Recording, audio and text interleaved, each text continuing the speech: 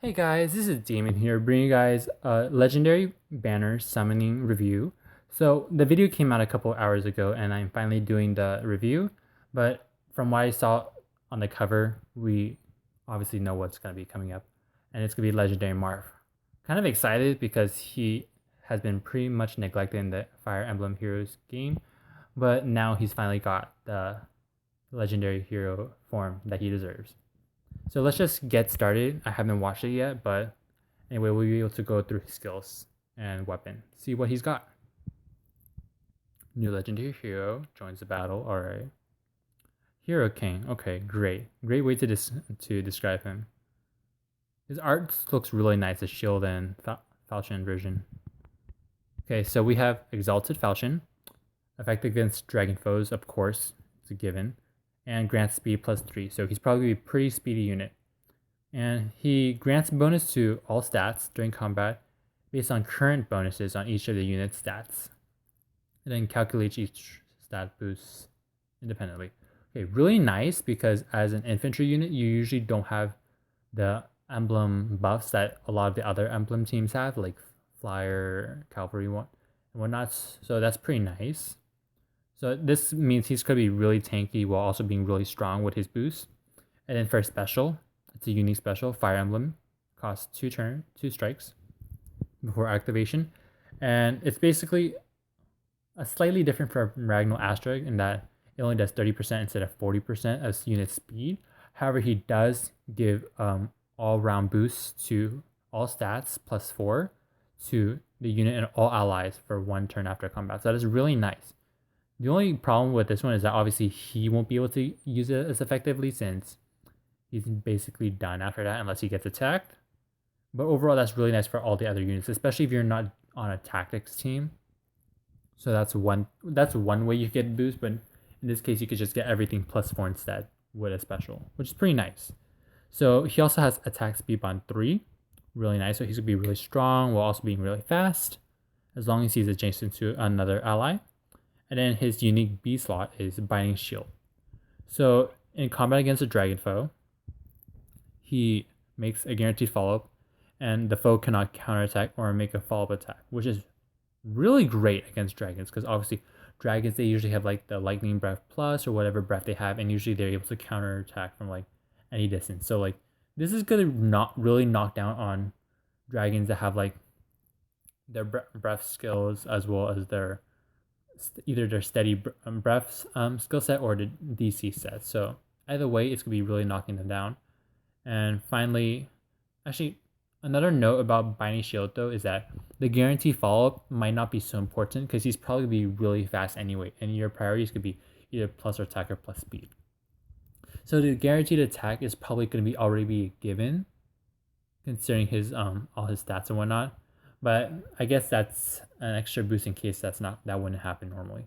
And finally, you have Infantry Flash 3. So it's really great that all infantry allies within 2 spaces gain Flashing Blade 3. So that's really nice. So there's a few notes after looking at his set overall. So obviously he likes getting buffs and whatnot. So obviously he gets buffs based on like additional in-battle buffs based on his current buffs. So like attack +6, he gets plus an additional +6. This is basically the reverse of Siglin, except probably slightly better because Siglin is based entirely on other units' stat boost, while Legendary Marth's Exalted Falchion is based on his own boost. So you could probably just stack all of his boosts on himself and just get that. The only problem though is that his skill set overall, when you're looking at like Fire Emblem, you get +4 to all stats, which is nice, except it's not the max +6. But at the same time, he has things like Infantry Flash 3, where it's based entirely on infantries. So his skill set is leaning more towards infantry because you usually don't get the whole +6 buffs that other emblem teams can get. But at the same time, he wants to maximize his own buffs on Exalted Falchion. So it honestly just depends on what team, what style that you want to build him as. You might want to build him as in a mixed emblem set where you could put tactic skills. That would kind of cost you your infantry flash, but at the same time, that could boost your stats a little higher. And in addition to that, Fire Emblem, if you want to be able to activate it often, you're probably going to require either replacing your attack speed bond 3 with maybe like an infantry flash, because obviously infantry flash 3 doesn't work on himself. Or you might go for like a heavy blade or anything to get his Fire Emblem to trigger as often as possible. Or you might have to have a dancer and whatnot on your team. And obviously dancers don't score very well in arena. So that's probably could be my critique. And honestly, if you guys were able to get Legendary Marth, you guys are probably gonna have the choice of either building him on a mixed emblem set or an infantry emblem set. And let's continue. Obviously, the blue Manakee can't counterattack because it's a dragon type. Okay.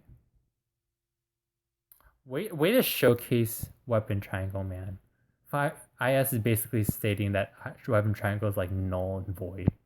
Okay, so we have Faye, Fire Sweep Bow Fodder, Brave Lucina.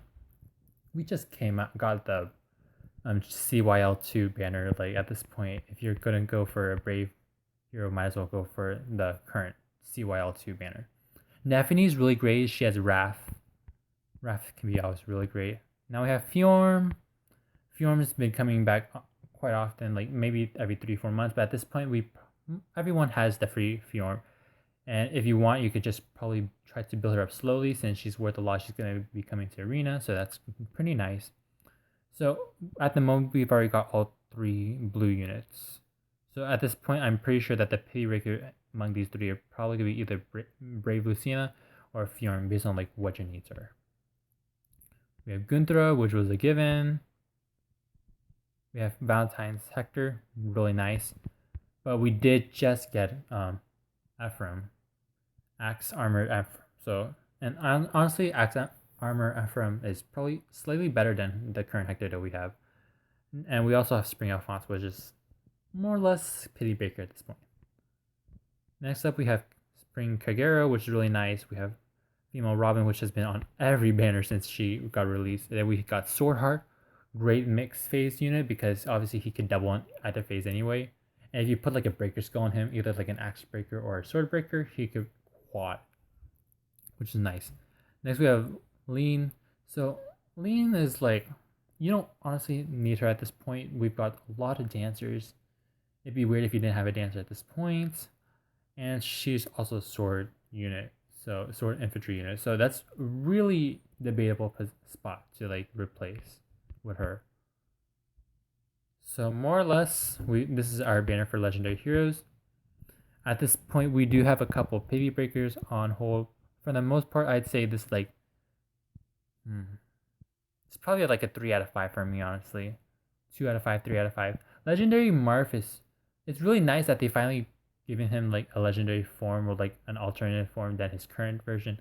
But at the same time, he's more like a jack of all trades. He's either fighting for like a mixed emblem or an infantry emblem. And infantry emblem they've been really shit on at this point. Like they don't have their emblem buffs, which is quite sad. And I think at this point we've seen so many amazing emblem teams that infantry emblem should kind of get some spotlight. Maybe some actual infantry buff, like +6, 4 to 5s and hones would be nice. Though we do also have some pretty good ones as well. We do have Valentine's Hector, he's finally here. And then we also have Swordheart and Nephene, which are honestly pretty great. But then we also have a couple other units such as Faye that can be served as Fire Sweep Bow Fodder, since obviously she is not often on a focus, if like ever. So at this point, I'd say like 2 out of 5, 3 out of 5. Honestly, it's not that great of a banner. And I'm probably just going to continue spending all my orbs on the CYL2 banner. So yeah, that's my my review. Hopefully that's going to help you guys decide on whether or not you guys want to spend orbs on this legendary hero banner. Unless or maybe you guys are just relieved at hearing my review because like obviously you guys might have spent everything on the CYL2 banner like me. But in any case, I'm just going to redeem my free summon and that's going to be it for me. So yeah, that's it for my review. Hopefully you guys enjoy it. Thanks for watching. hit the like and follow and subscribe buttons if you guys want to continue watching me on Twitch and YouTube. And do join my Discord channel. Thank you very much and have a nice day.